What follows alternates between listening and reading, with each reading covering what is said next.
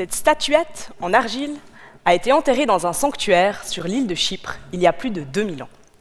Elle fait à peu près cette taille-là. Mais quelle est son histoire? Ça, c'est à l'archéologue de le trouver. Elle a été découverte en 1850 par des chasseurs de trésors qui n'en ont pas ramassé 2 ou 3, mais presque 1 millier. Puis, ils les ont vendus et les ont dispersés dans le monde entier. C'est là qu'on perd totalement leurs traces.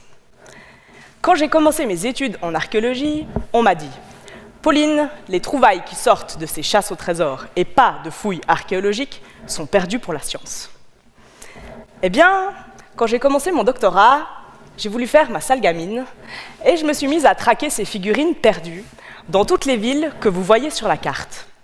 Beaucoup avaient en fait échoué dans les caves des plus grands musées, du Louvre au British Museum, en passant par le Metropolitan à New York.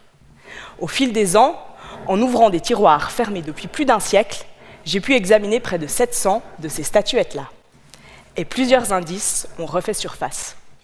Grâce à mes connaissances archéologiques, j'ai remarqué qu'elles étaient toutes fabriquées avec la même argile, celle d'une ville chypriote, l'antique cité de Kition.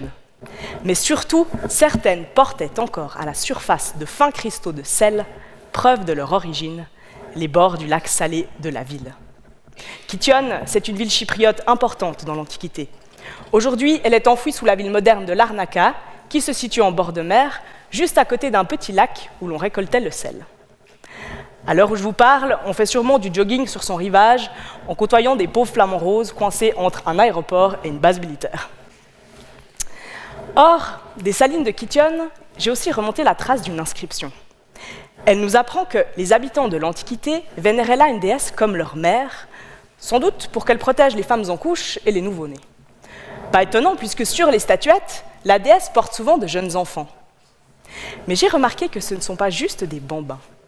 Ce sont systématiquement des garçons. Mais pourquoi? Il fallait enquêter davantage. Et c'est là que j'ai eu l'intuition de m'intéresser à l'histoire du royaume de Kition. Et il se trouve que vers 380 avant Jésus-Christ, pour la première fois depuis plusieurs générations, le roi meurt sans fils pour lui succéder. Le pouvoir revient alors à un homme nouveau, un chef militaire qui devra s'assurer que le trône reviendra à son fils par les lois du sang. Et c'est là que j'ai compris.